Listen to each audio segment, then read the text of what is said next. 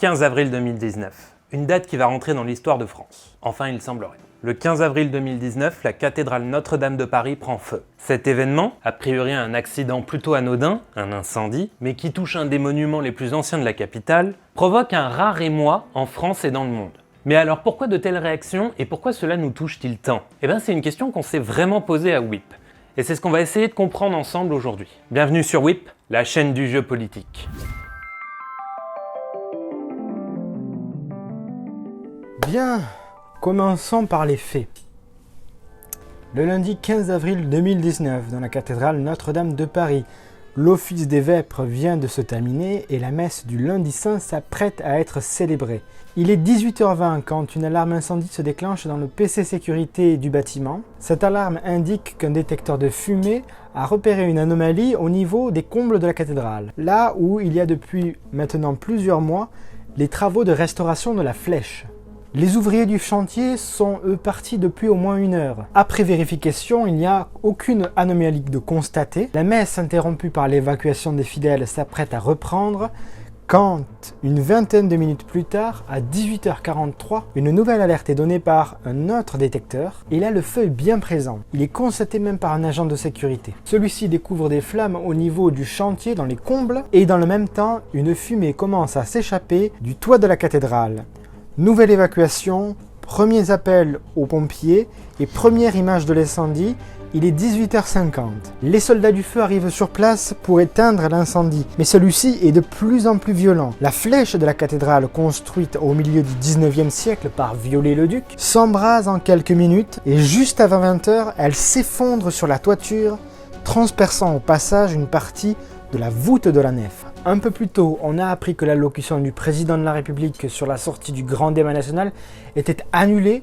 Celui-ci se rend sur place, accompagné du Premier ministre et de la maire de Paris. Dans un même temps, l'ensemble de la charpente, vieille de 800 ans, se consume. Le plomb et le cuivre va fondre, voire même avec la chaleur, il se sublime, c'est-à-dire qu'il passe directement de l'état solide à l'état gazeux, d'où la couleur des panaches de fumée que l'on a pu voir s'échapper du toit de la cathédrale. À 21h, alors que la flèche est écroulée depuis maintenant plus d'1 heure et que l'ensemble de la toiture et de la charpente partent en fumée, le feu gagne la tour nord de la cathédrale. Dans la tour, le beffroi en bois qui pèse plusieurs tonnes soutient les 8 nouvelles cloches installées en 2013. À cet instant, les pompiers craignent que les tours s'effondrent. Le secrétaire d'État à l'intérieur, Laurent Nunez, déclare même qu'il n'est pas encore acquis que la cathédrale puisse être sauvée. La peur des autorités à cet instant précis, c'est que le feu ronge le beffroi en bois, que par conséquent, les cloches et le bourdon Emmanuel, c'est son vrai nom, fassent s'écrouler la tour avec lui, et par conséquent, dans un effet domino, fassent s'écrouler l'autre tour. Mais heureusement, grâce à l'action des pompiers, vers 23h, on apprend que la structure de l'édifice est sauvée, et les 2 tours sont sauvegardées. Le feu, lui, continue de consumer ce qu'il reste du bois de la charpente. Peu avant minuit, l'archevêque de Paris et le chef de l'État prennent la parole sur le parvis de Notre-Dame et ce dernier annonce que la cathédrale sera reconstruite. Cette cathédrale, nous la rebâtirons. Nous rebâtirons Notre-Dame parce que c'est ce que les Français attendent, parce que c'est ce que notre histoire mérite. Et juste après cette intervention, on a reçu les premières images de l'intérieur de la cathédrale. Images impressionnantes où l'on voit la voûte transpercée, l'écoulement du plomb et du cuivre en fusion continue et la grande croix dorée est toujours debout au fond de la basilique. Les pompiers vont réussir à maîtriser l'incendie vers 4h du matin et il faudra attendre les alentours de 10h pour que celui-ci soit complètement éteint. Au total, c'est plus de 600 pompiers venus de toute la petite couronne avec environ 20 lances et plusieurs camions qui seront parvenus donc à bout de cet incroyable incendie. Bien que le bilan humain soit au final très léger, quelques blessés et aucun mort, les dégâts matériels sont quand même très nombreux. La charpente, la toiture et la flèche sont partis en fumée. La voûte est transpercée à 3 endroits majeurs. Au niveau de la nef, c'est la chute de la flèche qui a causé ce trou, mais aussi au niveau du transept nord et au niveau de la croisée des transepts. D'ailleurs, cette partie de la voûte s'est écroulée durant la nuit et on le remarque très bien avec les premières images prises au soir de la catastrophe et celles qui ont été prises le lendemain. Les cloches, elles, sont toujours là. Bien que le beffroi de la tour sud ait été léché par les flammes, le grand orgue, lui, n'a ni pris feu ni fondu, mais les eaux et les fumées ont probablement endommagé les mécanismes et certains tuyaux. Les 3 rosaces semblent intactes, mais certains vitraux peuvent probablement avoir souffert. L'hôtel moderne est enseveli et abîmé par la chute des pierres de la voûte, et l'ancien hôtel ainsi que la Pietà sont intacts, tout comme la croix en bois dorée. Le trésor de la cathédrale, qui contient plusieurs dizaines d'objets et de tableaux de grande valeur historique et spirituelle, lui, il est sauvé. Il a été progressivement mis à l'abri tout au long de ces derniers jours, et la couronne d'épines du Christ, elle, a été mise à l'abri durant l'incendie. Par ailleurs, on a retrouvé aussi le coq qui surplombait la flèche. Il est tombé sur un des bas-côtés de la cathédrale. Enfin, le bilan politique et médiatique. L'événement aura eu raison de l'allocution d'Emmanuel Macron qui devait clore le grand débat national. Les partis politiques eux-mêmes ont interrompu pour la plupart leur campagne pour les élections européennes. Les réactions de la classe politique seront largement à la hauteur, et je vous rappelle de ça justement, du contexte politique, social, sécuritaire à la fin de la vidéo. Au niveau de la couverture médiatique, là aussi, la plupart des chaînes avaient prévu des éditions spéciales sur l'allocution du président de la République. Mais finalement, les caméras se sont tournées de l'autre côté de la scène pour suivre les événements. Une couverture médiatique très importante, outre les chaînes d'information, TF1 et France 2 ont explosé leur prime time pour diffuser jusqu'à 23h pour la 2 et jusqu'à minuit pour la 1 l'incendie de Notre-Dame. Preuve supplémentaire de l'importance de l'événement. Et puis les chaînes du monde entier ont aussi fait des émissions spéciales pour suivre le déroulé de l'incendie. Les chefs d'État et de gouvernement ont eux réagi dans la soirée aussi. Le premier d'entre eux étant bien sûr notre cher Donald Trump, qui a demandé d'envoyer les Canadair pour éteindre l'incendie. Oh, on n'y avait pas pensé. Enfin, au niveau de la restauration à venir, Macron a dit dès le lendemain dans son allocution spéciale qu'il voulait que Notre-Dame soit reconstruite d'ici 5 ans. Nous rebâtirons la cathédrale Notre-Dame plus belle encore. Et je veux que cela soit achevé d'ici 5 années. Nous le pouvons. Certains disent que c'est possible de reconstruire la cathédrale en 5 ans. D'autres disent qu'il faudrait plutôt 10, voire 20 ans maximum. Mais ça dépendra bien sûr des choix qui sont faits pour cette reconstruction. Enfin, le président de la République a lancé une grande souscription nationale et internationale. Et déjà, dès le lendemain de l'incendie, près d'1 milliard d'euros étaient récoltés. Et bien sûr, je vous reparle de ces 2 polémiques sur la reconstruction et la récolte des fonds à la fin de la vidéo. Après ce rappel des faits par l'excellent Théo, il est temps de se poser un petit peu la question de pourquoi une telle réaction. Mais avant, pourquoi remettre en question la rationalité de cette réaction? Eh bien parce que la réaction qui a suivi cet événement, la réaction nationale et internationale, n'est pas rationnelle. Normal, on est dans l'émotion, et l'émotion est rarement rationnelle. Mais là on y allait un peu fort quand même. Je veux dire, remettons les choses un peu en perspective. Aucun mort n'a été à déplorer, que ça soit parmi les touristes, les fidèles, le personnel de la cathédrale, ni même chez les pompiers, alors que l'intervention était extrêmement complexe. Et du côté des destructions matérielles, mis à part la cathédrale, aucun bâtiment de l'île de la Cité n'a souffert de destruction. Et donc personne n'a eu besoin d'être relogé. Bref, pour une catastrophe, le bilan est plutôt modéré. Oui, du patrimoine est parti en fumée, mais aucune vie n'a été brisée. Et pourtant, depuis lundi, force est de constater que cet événement a créé un profond émoi, une grande tristesse, en France et ailleurs. Alors qu'on se comprenne bien, ici à WIP, on se garderait bien de porter le moindre jugement sur la légitimité de cette émotion. Ce qui nous intéresse ici, c'est de comprendre pourquoi cette réaction, pourquoi cette émotion. Pourquoi les images de l'effondrement de la flèche de Notre-Dame sont comparées à celles de l'effondrement des 2 tours lors des attentats du 11 septembre 2001, alors que toute proportion gardée, ça n'a rien à voir. Pourquoi tant de personnes en larmes au moment de l'incendie? Pourquoi des recueillements comme au moment des attentats du 13 novembre 2015? Alors si on devait poser toutes ces questions à tout un chacun, on pourrait nous rétorquer « parce que c'est du patrimoine ». Alors certes, mais si ça suffisait à tout expliquer, ça ferait longtemps qu'on aurait trouvé de l'argent en France pour sauvegarder le patrimoine sans passer par un loto.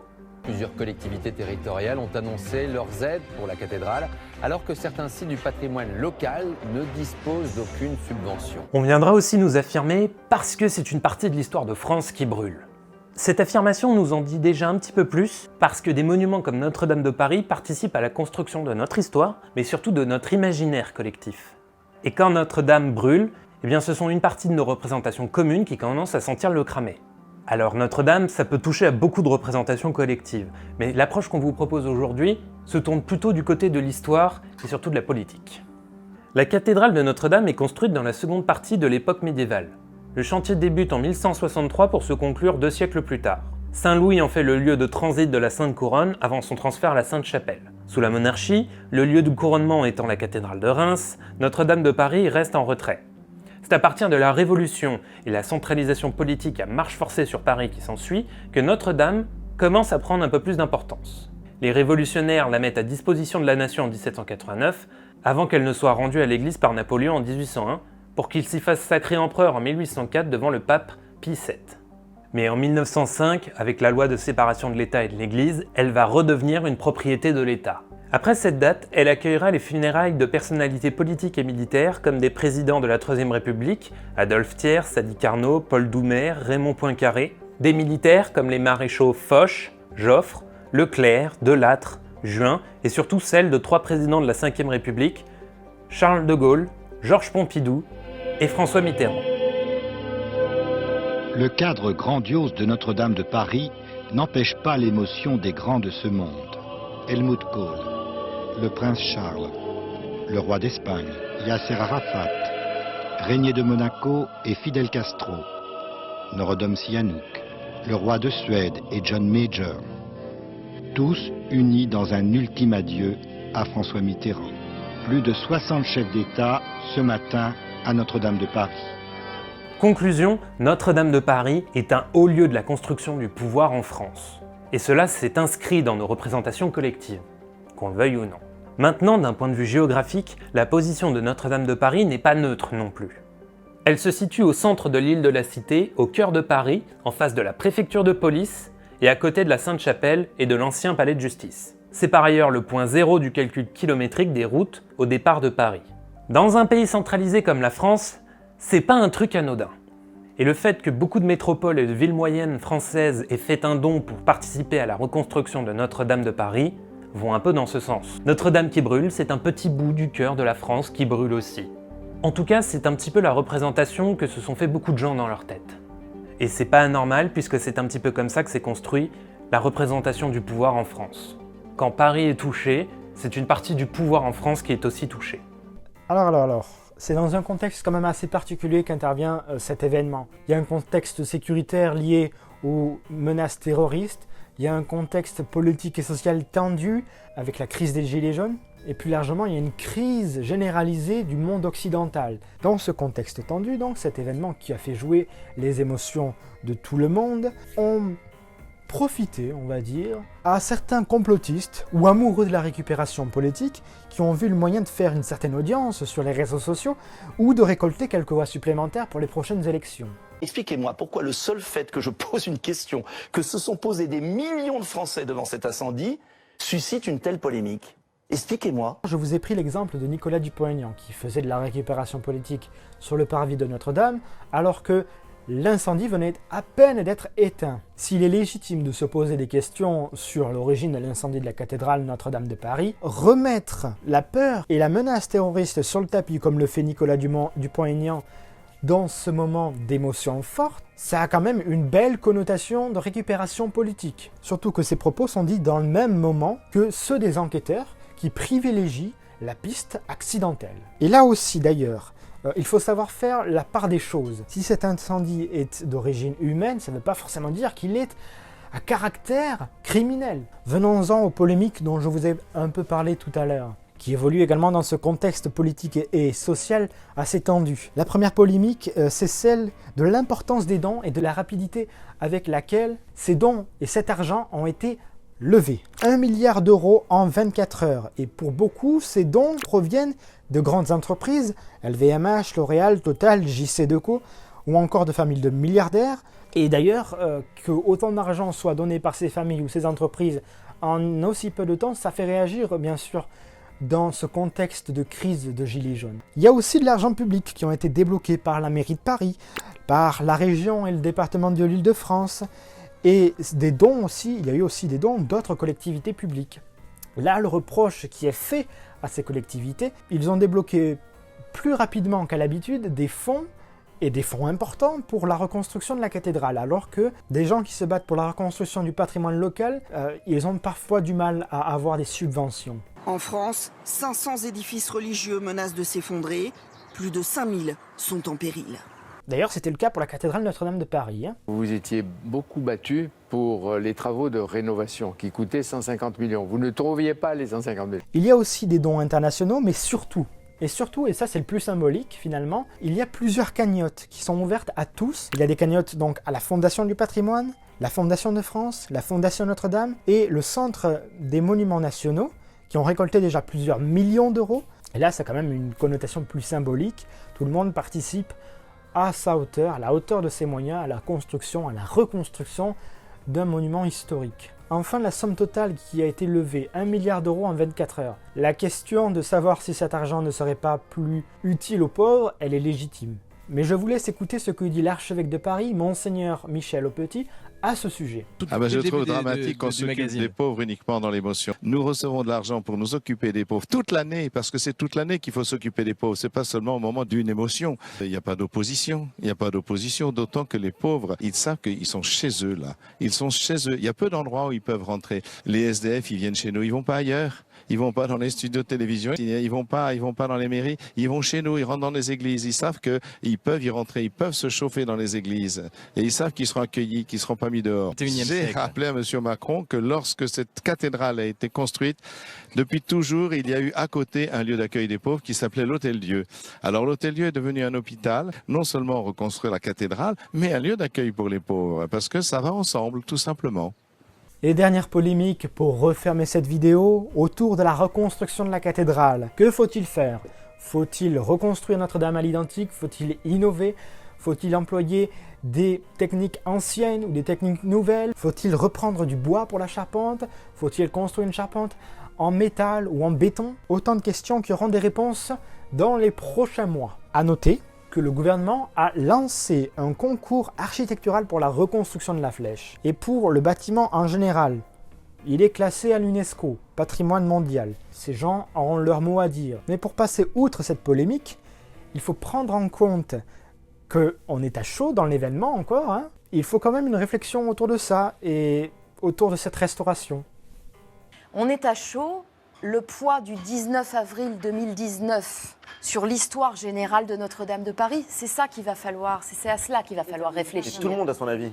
Tout le monde a son avis, mais à chaud. Votre sentiment, vous à chaud. Justement, je me rends compte de la réflexion qu'il faut avoir. Enfin, le temps des travaux de restauration et de reconstruction de la cathédrale Notre-Dame. Il est envisagé de mettre en place sur le parvis une cathédrale éphémère, en bois probablement, pour permettre aux touristes et aux fidèles de retrouver un lieu de passage au cœur de l'île de la Cité. Donc je me suis dit, mais voilà, est-ce que sur le parvis, je ne peux pas construire une cathédrale éphémère? Je veux un lieu qui soit beau, je veux un lieu un peu symbolique, un peu attirant. La finalité, c'est que la cathédrale est toujours vivante. Voilà, fin de cette vidéo qui était spécialement consacrée à un événement assez historique qui restera probablement dans les livres d'histoire. Merci d'avoir regardé cette vidéo jusqu'au bout, n'hésitez pas à lâcher un commentaire et un pouce bleu, à partager cette vidéo et à vous abonner. Moi je vous dis à bientôt sur WIP.